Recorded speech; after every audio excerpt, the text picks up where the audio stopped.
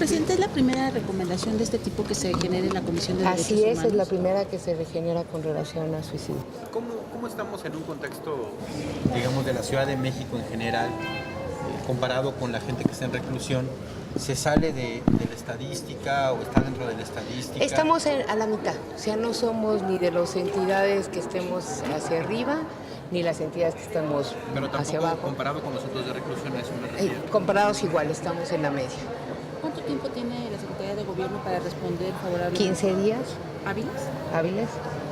15 días para responder y después, como ustedes se dan cuenta, son 5 puntos recomendatorios.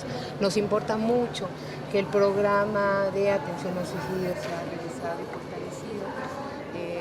Cuestiones como el cuidar los espacios de riesgo suicida, el tener evaluaciones previas y sobre todo el que, un detonante de estos suicidios también, o sea, no se dan de un día a otro, ¿no? Entonces, por ejemplo, el consumo de bebidas que no debería de haber en los centros de reclusión o de drogas que tampoco debería de haber en los centros de medicación psicotrópica serían una manera de controlar. Entonces, por una parte, asumir que estas personas viven en la mayoría de los casos un estado de depresión debido a la propia situación y que por lo tanto el Estado debe ser garante doblemente de protegerlas de este tipo de acciones, ¿no? Pues va a haber entonces sanciones también para algunos custodios o personal de los reclusos. En este caso, el mismo protocolo está marcando que debería de haber más que después, ahora sí que después de las muertes tendríamos que prevenir las muertes. Entonces, en este caso, por ejemplo, estamos diciendo que se opere de mejor manera el que haya gente más capacitada y sensibilizada.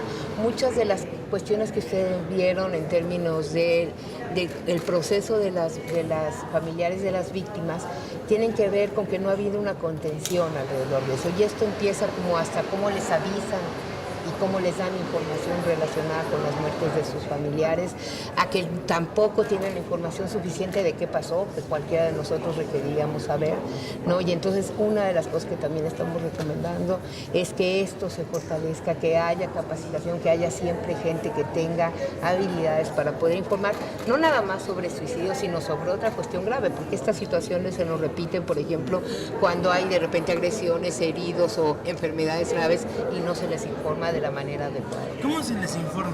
¿Cómo denuncian? Pues básicamente se les informa como si te hablaran por teléfono y te fueran a decir que tiene una gripe, van y te dicen de a tiro pues se mató su familiar por teléfono, o cuando van de visita, ni siquiera pasan días que pasó el suceso y ya cuando van a la visita dicen, pues por cierto, pues no, ya no está.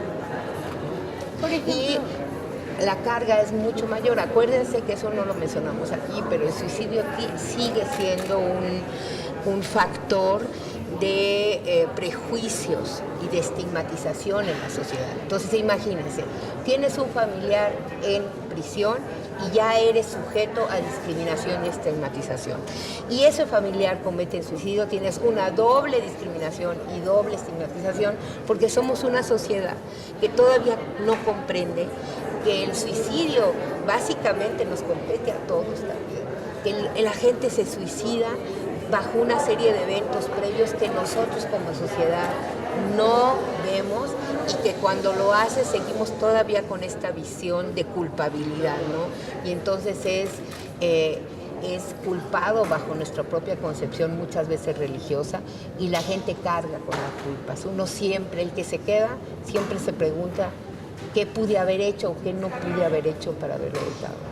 Precisamente solo para ejemplificar, ¿recuerda algún caso en específico de alguna de los familiares de las víctimas que están hoy aquí acompañándolas? Pues uno de esos es eso, muchos de estos familiares empezaron a tener información de que era suicidio y de cómo había sucedido cuando la comisión tuvo acceso a ellos para darte esa...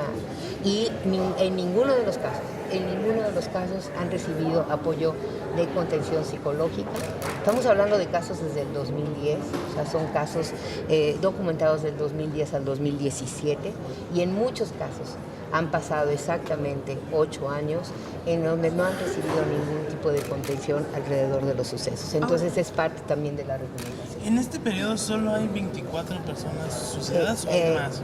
No, son podría haber más, los que tenemos documentados, acuérdense que nosotros hacemos investigación al respecto, estos que están puestos a disposición, estos 24 casos, está completamente probado que fue suicidio. Y ahora el monto de las indemnizaciones, ¿cómo lo van? Eso se determina a partir, según la ley de víctimas, nuestro nuevo marco, se determina a partir de valoraciones sobre los impactos que se hacen específicamente víctima con víctima. Esos son procesos que están igual valorados y se establecidos en la recomendación, que tendrá que determinarse con una evaluación con las víctimas. La situación del sistema penitenciario ya se está hablando también con el equipo de transición. Se hablaron de cuestiones de reinserción social, sí, no específicamente de suicidios, pero sí de los aspectos de reinserción social. Acuérdense que este fenómeno es marco exactamente de lo que tendrá que ser el nuevo modelo, ¿no? El nuevo modelo de reinserción social permitiría y disminuiría, si se lleva a cabo, este tipo de sucesos. Pero le puedo preguntar otro tema, Presidenta. Hoy vence el plazo legal para la judicialización o no de las carpetas de los policías detenidos por este ataque a un joven estudiante de maestría que murió en un retén policíaco.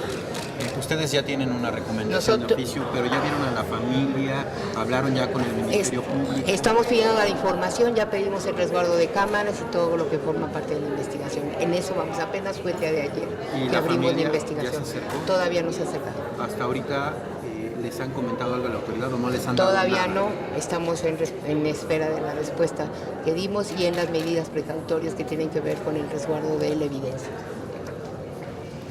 Gracias. Muchísimas gracias. Gracias.